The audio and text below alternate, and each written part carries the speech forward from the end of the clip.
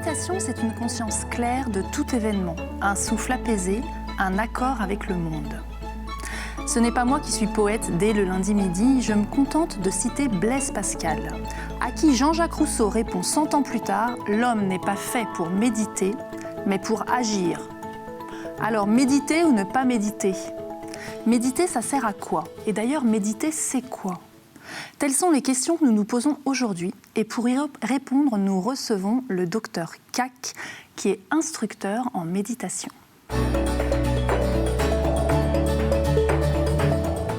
Docteur Kac, bonjour et mille merci d'être là. Je sais que vous avez un emploi du temps très chargé et que vous vous êtes libéré pour venir. Mille merci. Vous êtes docteur en médecine, vous êtes chef de service au CHD, au service hygiène hospitalière.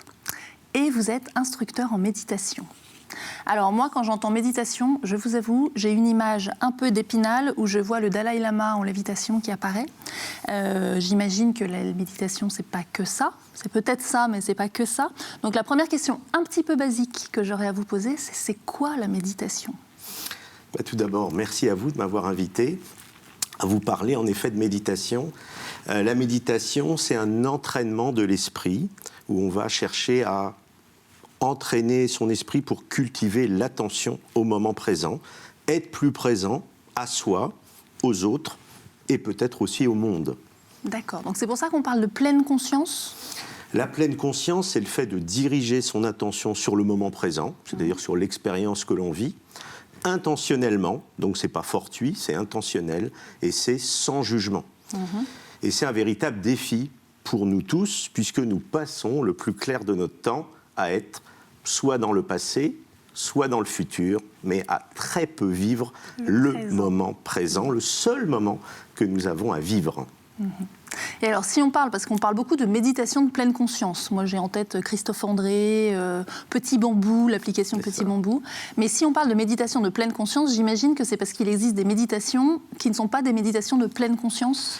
Et oui, il existe des méditations diverses. Par exemple, on peut méditer en se concentrant sur une bougie. On peut méditer en récitant un mantra, c'est-à-dire une phrase qu'on va réciter très nombreuses fois.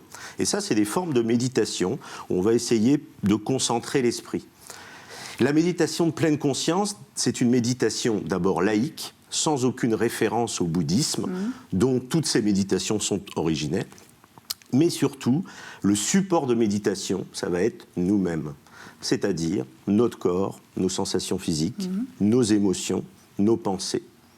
Donc c'est une méditation à l'occidentale et qui vise à être le plus présent, mais avec nous comme support de méditation. D'accord. Et alors comment, moi là si je me dis j'ai envie de me mettre à méditer, comment je sais s'il vaut mieux que je fasse de la méditation de pleine conscience ou la phrase qu'on répète, je ne sais pas comment ça s'appelle, la méditation, le mantra, voilà, ou la méditation zen ou En fait, la méditation de pleine conscience est vraiment une méditation adaptée à notre vie d'occidentaux. Elle peut être réalisée assez facilement. On peut utiliser, aujourd'hui il y en a beaucoup, des applications, utiliser des CD pour commencer pendant 2-3 minutes, parfois 5 minutes, et puis voir ce que ça nous fait. C'est une pratique qui est basée sur notre expérience. Donc, je conseille juste aux personnes qui voudraient s'y mettre, peut-être de ne pas avoir d'a priori et d'essayer surtout cette pratique qui est vraiment une pratique à la portée de tous. C'est pas quelque chose qu'on doit apprendre, c'est une compétence qu'on a tous en nous et que l'on peut faire grandir, développer, comme un peu une plante qu'on arrose tous les matins. Eh bien, c'est cette compétence qu'on va exercer petit à petit et développer en nous. Et alors, enfin, dans ce que j'entends, j'ai l'impression que tout le monde aurait besoin de méditer. Est-ce qu'il y a des gens plus particulièrement qui font appel à vos services? Alors oui, en fait, c'est toutes les personnes stressées, anxieuses, qui recherchent le bien-être et surtout les personnes qui ont l'impression que leur mental est très envahissant. C'est-à-dire qu'ils sont toujours dans des pensées dirigées vers le passé, dirigées vers le futur et pas vivent le moment présent. Donc ce sont pas à apprécier le moment présent. Le moment présent. Et ces personnes-là peuvent tout à fait se mettre à la méditation et en mesurer les bienfaits très rapidement. Et alors la méditation, ça peut avoir, quand on ne connaît pas, un côté un peu ésotérique, mais enfin, de ce que vous m'avez dit, la méditation, ça a été développé à l'hôpital pour travailler avec des malades. C'est ça. Donc en 1979, John Kabat-Zinn, un professeur de médecine américain, a conçu un programme qui s'appelle le programme MBSR, programme de réduction du stress basé sur la pleine conscience, dans un hôpital aux États-Unis, et a développé ça pour la gestion des douleurs chroniques notamment, et du mal-être des malades en général. Donc vous voyez, 79, on est en 2019, et donc là, cette pratique est arrivée en France, il faut le signaler, à la fin des années 2000, et s'est développée donc depuis à peu près 10 ans maintenant. D'accord. Et alors, pour que ce soit efficace, la méditation, il faut méditer quoi? Tous les mois, toutes les semaines, tous les jours? Alors, la base de ça, c'est vraiment l'entraînement régulier. C'est une pratique quotidienne ou quasi quotidienne. Et il a été démontré qu'une pratique d'au moins 20 minutes par jour est nécessaire pour en cultiver des bienfaits et que ces bienfaits soient durables. Et c'est un véritable défi parce que on n'a pas forcément dans notre vie d'occidentaux forcément ce temps. On a du mal. On n'a pas envie de le prendre, parfois. Voilà, on n'a pas envie de prendre ce temps pour ça. Et donc, ce qu'il faut savoir, c'est que 20 minutes de temps, c'est 2% de notre temps d'éveil. Oui. Donc, c'est très peu. Et on passe beaucoup plus de temps, souvent, à faire beaucoup d'autres choses, surfer sur les réseaux sociaux sans citer de nom. Et c'est beaucoup plus que 20 minutes par jour. Et est-ce qu'il faut prendre 20 minutes par jour? Il faut s'arrêter, se dire, bon, allez, je médite, ou est-ce que je peux méditer en épluchant mes carottes ou en allant faire mon footing? Alors, en fait, la pratique de méditation des 20 minutes, c'est ce qu'on appelle la pratique formelle. C'est-à-dire une pratique où on va vraiment entraîner son esprit à se rendre compte que l'esprit est parti et à ramener l'attention sur nous-mêmes, notre corps, nos pensées, nos émotions. Mais en fait, le principe, le but, c'est pas juste d'être présent pendant 20 minutes par jour.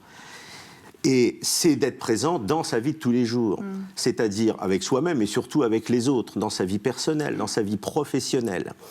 Et la condition pour être présent dans sa vie, c'est de s'entraîner, tout comme un joueur de piano doit faire ses gammes tous les jours pour jouer le concerto de Mozart. Il ne suffit pas d'avoir lu la partition pour savoir jouer le concerto. C'est en effet une pratique, et c'est une pratique quotidienne. La finalité n'est pas les 20 minutes ou les 40 minutes qu'on y consacre, c'est ça qui va nous permettre d'être présents dans des activités aussi banales que par exemple prendre sa douche, éplucher des carottes, ou être avec ses enfants, son conjoint, ses amis. Être présent, non seulement ça fait du bien à nous-mêmes, on le sent, mais surtout c'est perceptible par les autres qui nous environnent. Et donc c'est vraiment important de consacrer une petite partie de son temps à cet entraînement formel pour pouvoir être plus présent. Alors, donc concrètement, vous, comment vous faites pour nous aider à faire ça? Il y a des formations, Alors, la méditation de pleine conscience ne se pratique pas, par exemple, comme le yoga, où on fait 45 minutes de yoga une fois par semaine.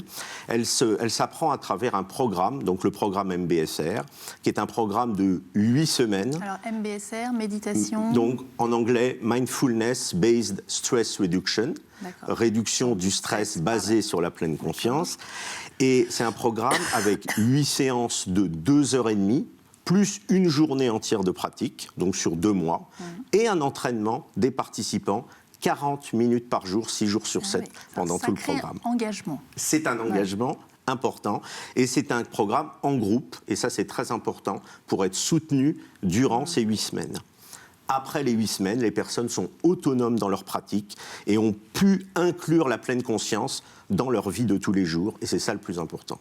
Qu'est-ce que ça vous a apporté, vous, la méditation ? Alors, personnellement, ça m'a apporté beaucoup de choses. Et surtout, c'est cette présence à nous-mêmes, le fait de ne pas être emporté d'une part par ses émotions.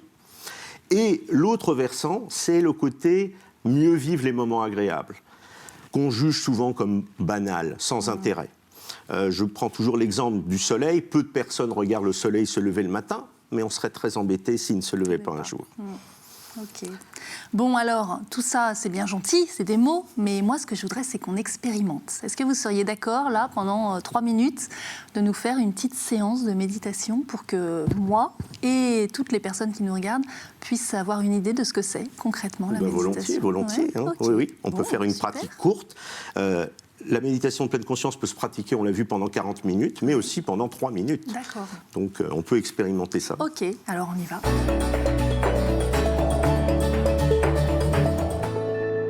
Eh bien, je vous invite à formuler l'intention d'abord de pratiquer cette méditation de pleine conscience, simplement en vous asseyant.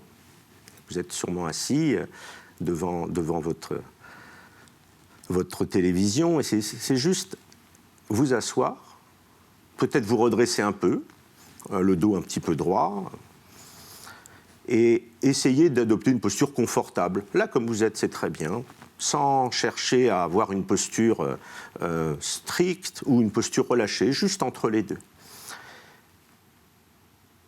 Et puis ensuite, c'est simplement essayer de prendre contact, de ressentir les sensations liées à votre posture. Peut-être sentir le sol sous vos pieds, peut-être la chaise, le fauteuil, le canapé sur lequel vous êtes assis, peut-être la sensation des vêtements sur votre peau. Et essayez du mieux que vous pouvez de ne pas penser à ces sensations, mais d'être dans le ressenti. Vraiment essayez d'être dans la sensation physique.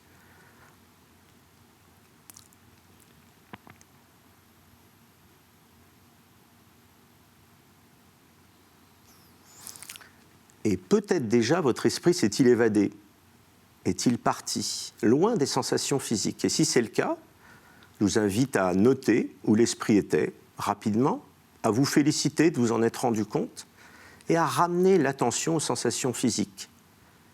Et ça, à chaque fois que vous notez que l'esprit est parti, c'est le fonctionnement normal de l'esprit.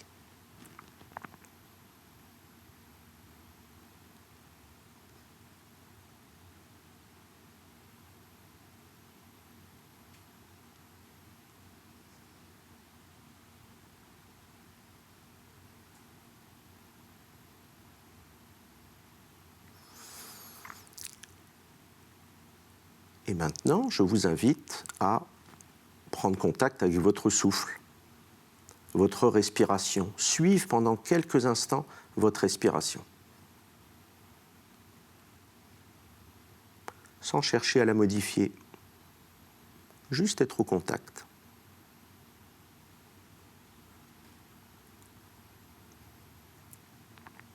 Merci. C'est trop court. C'est trop court, mais déjà, j'espère que vous avez pu, en tout cas moi, j'ai pu déjà sentir le bienfait que ça peut apporter dans le corps et dans la tête. Merci beaucoup. Merci à vous. Et puis, je vous souhaite plein de belles méditations pour cette année 2019. Et à vous aussi, je vous invite à prendre contact avec Guillaume Rodolphe Cac, qui a son cabinet de méditation, donc pour pratiquer la méditation à La Roche-sur-Yon.